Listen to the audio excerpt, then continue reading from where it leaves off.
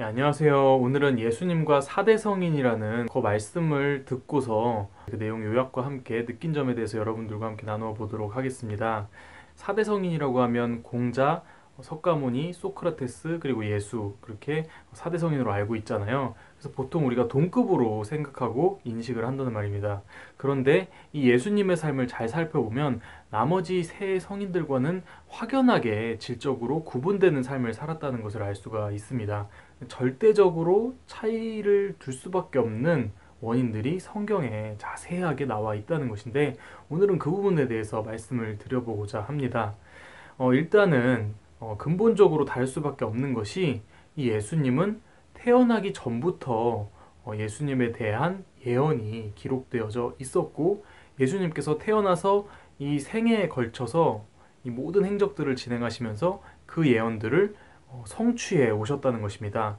이사야 7장 14절에 보시면 예수님께서 처녀가 잉태하여 아들을 낳을 것이고 그 이름을 임마누엘이라고 하실 것이라는 것에 대한 이 예수님에 대한 예언이 나와 있는데요. 그것은 마태복음 1장 22절에서 동정녀 마리아가 결혼도 하기 전에 아이를 가지는 것으로 이렇게 성취되는 그 과정을 기록하고 있습니다. 그것을 통해서 예수님의 전 행적이 이와 같이 이 예언과 그 예언을 이루어가는 성취의 과정이라는 것을 증거하고 있음을 알 수가 있는 겁니다. 자, 그리고 그 다음으로는 이 모든 인류는 이 아담의 범죄에 의해서 죄와 사망의 지옥을 피할 수 없는 그 운명을 타고났습니다. 그런데 이 예수님의 구원자 사역을 통해서, 메시아 사역을 통해서 십자가의 죽음을 당하셨죠. 그것을 통해서 부활이라는 것을 이루어내셨습니다.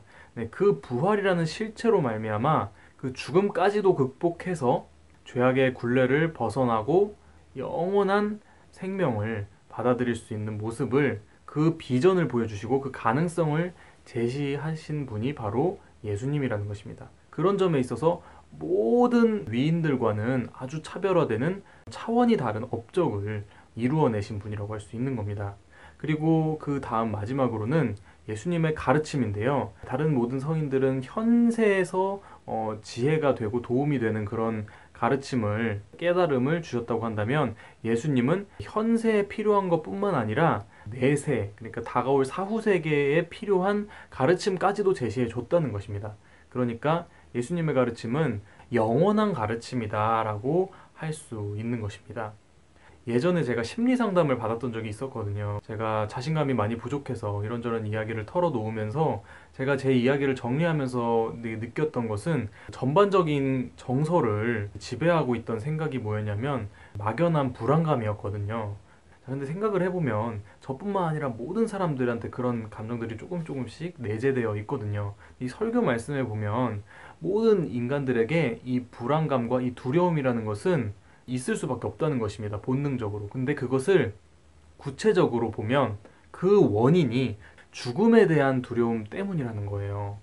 자, 그런데 그 말씀이 너무나도 깊이 들리는 거예요. 근데 그것을 극복해내신 분이, 유일한 분이 바로 예수님이라는 것이고, 그 부활이라는 실체를 통해서 그 모든 것들을 이겨낼 수 있고 떨쳐낼 수 있는 힘을 이렇게 보여주고 있고, 그것을 통해서 사후세계 내세에 대한 원리를 이해할 수 있는, 그런 개념이 될 수 있다는 것입니다. 자, 요한계시록 20장 4절에서 6절의 말씀을 보시면 첫째 부활이라는 개념을 다루고 있는데요. 앞으로의 올 시대에서는 1000년 동안 살아서 왕노릇할 수 있는 역사가 된다고 말씀을 하고 계시는 것입니다. 예수님과 더불어서 1000년 동안 왕노릇할 수 있는 그런 시대가 다가오고 있다고 말씀을 하시는데요.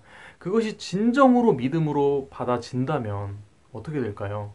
그야말로 삶 속에서 정말 두려울 것이 없고 거칠 것 없는 삶이 되지 않겠습니까? 그런데 100년밖에 안 되는 인생이 당연시되어 왔던 그런 일상적인 사회 통념상 그것이 온전히 우리의 정신에 받아들여질까요? 저만 해도 삶 속에서 많이 주저하고 아직도 망설이는 부분들을 보면, 그것이 온전히 믿음으로 이렇게 체내화되는 데는 아직 믿음의 내공이 많이 부족하고 말씀 무장도 더 돼야 되고 삶 속에서 좀 더 다듬어져야 할 것입니다. 하지만 개인적으로는 많이 부족하고 약하지만 교회적으로 성도들 한 사람 한 사람의 마음이 변화되고 삶이 변화되는 모습들을 보면 이것은 정말 성령의 역사인 것을 부정할 수가 없는 요점인 것 같습니다. 저의 한 사람의 모습으로는 미약하고 부족하더라도 전체적인 그런 흐름들을 보면서 그 속에서 말씀으로 역사하시는 하나님을 느껴가고 정말 저의 희망의 증거가 될 수 있다고 저는 생각을 하거든요. 그렇게 희망의 증거를 하나하나씩 붙잡는다면 조금씩 변화가 되지 않을까라는 생각이 들었습니다. 앞으로 우리가 믿던 믿지 않던지 간에 천년의 시대는 우리에게 다가오고 있습니다. 그때 이제 믿음의 증거를 확실하게 붙잡고 정말 천년을 살아갈 수 있는 그런 실체들로 거듭나는 저와 여러분들이 되었으면 좋겠습니다. 감사합니다.